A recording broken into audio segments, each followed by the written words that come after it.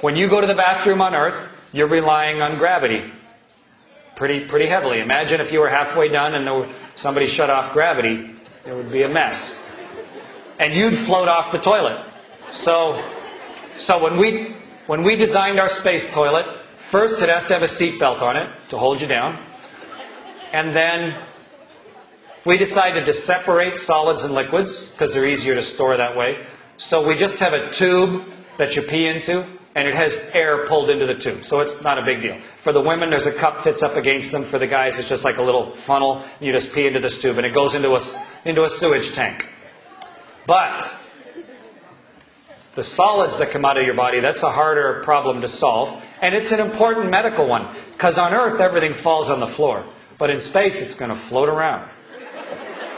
So it'll really make you sick.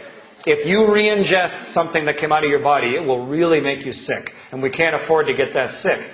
So we designed a toilet that instead of gravity pulling everything into the toilet, it has air flow. There's air pulled down into the toilet. Sort of windy when you're sitting there, but it pulls everything out of your body. Everything that comes out of your body gets pulled down into the toilet by the air. And then in the storage tank, we just expose that to the vacuum of space. So it basically just freeze dries everything. So it kills all the bacteria so that there's no smell. And then we just store it. And then when you have a whole bunch of it stored, we put it in a little unmanned supply ship, and we undock it, and it burns up in the atmosphere.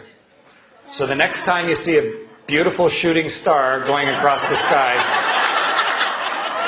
that's what it might be.